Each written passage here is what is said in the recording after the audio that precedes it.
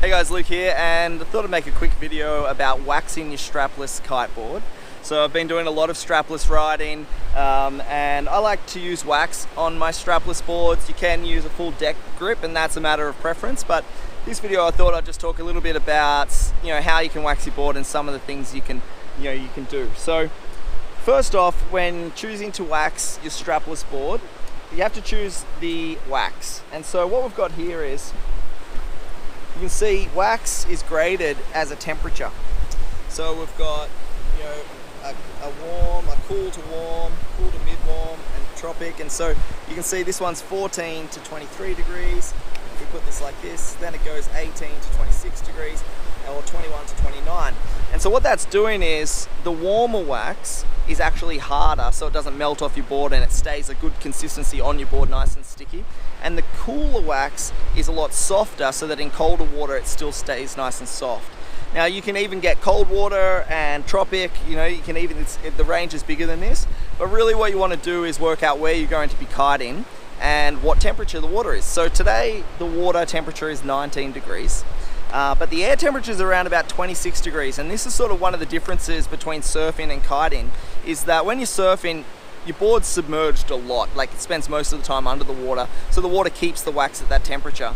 But when you're kiting, the air temperature plays a bit of a role because the board's on top of the water surface a lot more, and so the sun's hitting it and the air temperature is hitting it. And so what I've found is, when you're waxing your board, what can happen is,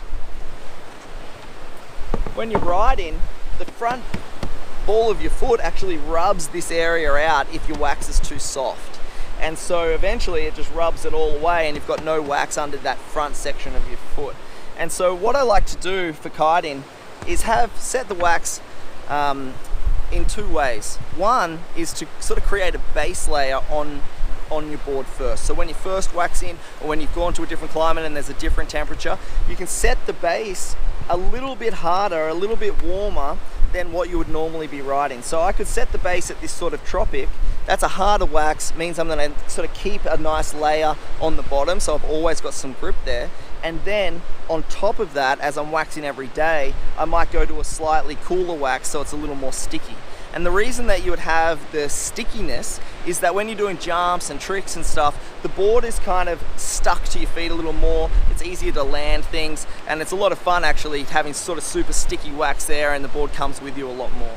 And so that's sort of it for choosing your wax. Choose the temperature, take into consideration the air temperature as well, something a little bit harder, and then rub that softer wax over the top and you're going to have a really good time out there.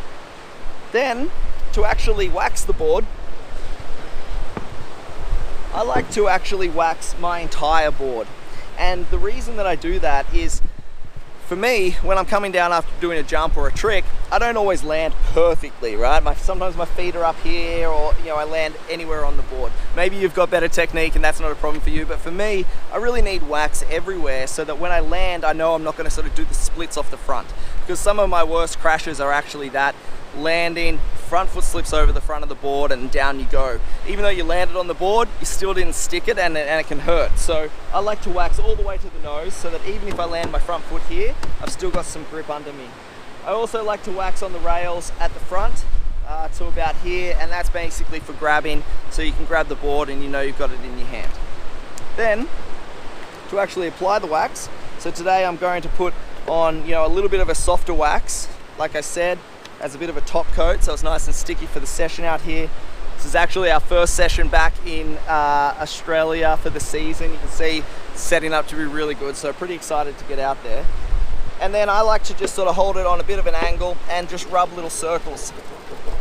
The idea is that you're going to build a whole heap of little lumps. You can see they're starting to form. Every time you wax it, it'll just build a little bit more and wax the entire thing. So you can see already this sort of smearing that's going on under my front foot.